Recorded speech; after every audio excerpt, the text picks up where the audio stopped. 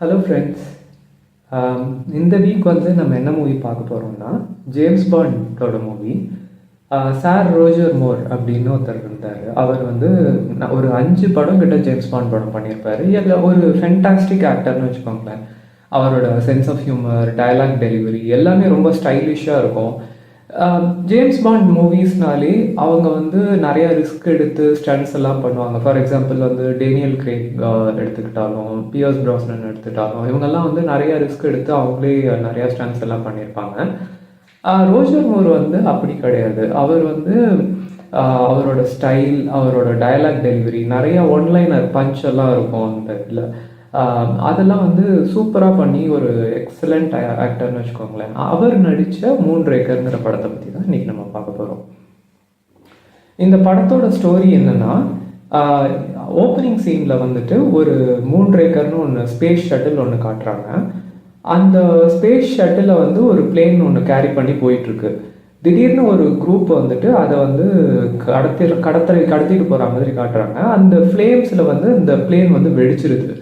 So எல்லாரும் என்ன நினைக்கிறாங்கன்னா, அந்த 3 ஏக்கரும் வெடிச்சிருச்சு ஏர்லேயே அப்படின்னு நினைக்கிறாங்க. ஆனால் வந்து கீழே வந்து ட்ரேஸ்லாம் அனலைஸ் பண்ணி பார்த்தபோது அந்த 3 ஏக்கரோட ட்ரேசஸ் எதுவும் அவங்களுக்கு கிடைக்கல. ஸோ இதை வந்து யாராவது ஹைஜாக் பண்ணி எடுத்துகிட்டு போயிட்டாங்களா என்னங்கிறத இன்வெஸ்டிகேட் பண்ணுறதுக்கு நம்ம ஜேம்ஸ் பாண்டை கூப்பிட்றாங்க. அதுக்கப்புறமா அவர் வந்து இந்த 3 ஏக்கரை பண்ணது வந்து கலிஃபோர்னியாவில் உள்ள ட்ராக்ஸ் இண்டஸ்ட்ரீஸ்.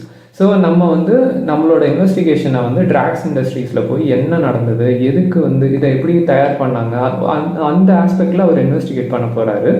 அதுக்கப்புறம் ட்ராக்ஸ் இண்டஸ்ட்ரீஸ்க்கும் இந்த ஹைஜாக்கும் என்ன சம்மந்தம், அவங்க வந்து என்ன பிளான் வச்சுருக்காங்க, இந்த 3 ஏக்கரை வச்சு என்ன பண்ண போகிறாங்க. கண்டிப்பாக எப்படி இருந்தாலும் ஜேம்ஸ் பாண்ட் படம்னாலே ஏதோ ஒன்று உலகத்துக்கு கெடுதல் பண்ணுறது தான் பண்ணிகிட்டு இருப்பாங்க.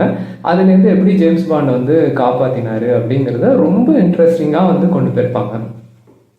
இதில் வந்து எனக்கு பிடிச்ச சீன் என்னென்னா, ஒரு 2-3 ஃபைட் சீக்வன்ஸ் இருக்குது.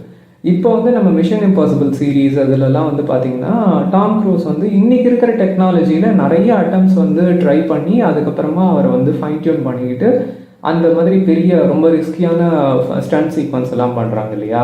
அவங்க வந்து 1979லேயே வந்து இந்த ஒரு ஸ்டண்ட் ஓப்பனிங் சீனில் வந்து ஒரு ஃப்ளைட்லேருந்து ஒரு ஜம்ப் ஸ்டண்ட் இருக்குது. அதில் 2 ஏரியல் ஸ்டண்ட்ஸ்மேன் அவங்க வந்து நிஜமாகவே குதிச்சு அந்த ஒரு ஸ்டண்ட் ஒன்று சூப்பர் ஸ்டண்ட் சீக்வன்ஸ் ஒன்று இருக்குது. அதை நீங்கள் கண்டிப்பாக பாருங்கள். அதை வந்து நிஜமாகவே பண்ணியிருக்காங்க வித்தவுட் எனி ரோப்ஸ். அவங்க வந்து அந்த அது ஒரு ஸ்டண்ட்டை வந்து அவங்க நிஜமாக பண்ணது. அதுக்கப்புறம் இதில் வந்து போட்டிருக்கிற சில செட்டு, இது வந்து 3 ஏக்கர்னாலே நீங்கள் இமேஜின் பண்ணியிருப்பீங்க இது வந்து ஸ்பேஸில் நடக்க போகிற ஒரு விஷயம் அப்படின்ட்டுன்னு. இதில் 0 கிராவிட்டி ஷாட்ஸ் அதெல்லாம் இருக்கும். அந்த 0 கிராவிட்டி ஷாட்ஸ் எல்லாம் நான் நினச்சேன், ஓகே நிஜமாகவே அவங்க நாசாவில் போயிட்டு இது வந்து நிஜமாக ஒரு ஸ்பேஸ் ஷட்டில்குள்ளே ஸ்பேஸ்க்கு இதுக்குள்ளே போயிட்டு நம்ம எடுத்துருப்பாங்க அப்படின்னு நினச்சேன். அப்படிலாம் இல்லை. அதையும் வந்து செட்டு போட்டு தான் எடுத்திருக்காங்க. அதே மாதிரி அந்த ராக்கெட் லான்ச்சிங் ஃப்ளேம்ஸ் எல்லாமே வந்து மினியேச்சர் க்ரியேட் பண்ணி கேமரா ட்ரிக்ஸ் மூலமாக பண்ணியிருப்பாங்க. ஆனால் நம்ம மூவி பார்க்குறவங்களுக்கு ஃபார் அ லேமேன் அது கண்டிப்பாக கண்டுபிடிக்க முடியாது. நம்ம என்ன நினைப்போம்னா அது நிஜமாவே ஸ்பேஸ் கிராஃப்ட்டு, அந்த 0 கிராவிட்டி ஷாட்ஸ் எல்லாம் நிஜமாவே 0 கிராவிட்டி ஷாட்ஸ். அந்த அளவுக்கு ரொம்ப ப்ரிசைஸாக டெக்னிக்கலாக ஒர்க் பண்ணியிருப்பாங்க.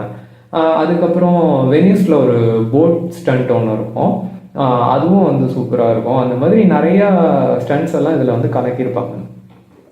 அதுக்கப்புறமா இதில் ஜான் பேரியோட மியூசிக், நான் அந்த தீம் மியூசிக்கை வந்து என்னோடய டிஸ்கிரிப்ஷன் பாக்ஸில் ட்ரா பண்ணுறேன். அதை கேட்டு பாருங்கள், எவ்வளோ சூப்பராக பண்ணியிருக்காங்க. அந்த ஆர்கெஸ்ட்ராலாம் வந்து எப்படி இருக்குது அப்படிங்கிறத நீங்களே பாருங்கள். அப்படியே பிரமிக்க வச்சிரும் அந்த இது.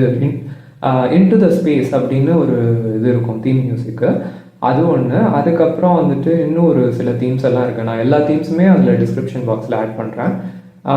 எல்லாமே சூப்பராக இருக்குங்க. அவ்வளோதான். இதுக்கு மேலே நான் எதுவும் ஸ்பாய்லர்ஸ் கொடுக்க விரும்பல. Thank you so much. என்னோடய கான்டென்ட் பிடிச்சிருந்தாக்கா லைக் பண்ணுங்கள், சப்ஸ்கிரைப் பண்ணுங்கள், மறக்காமல் ஷேர் பண்ணுங்கள். தேங்க்யூ.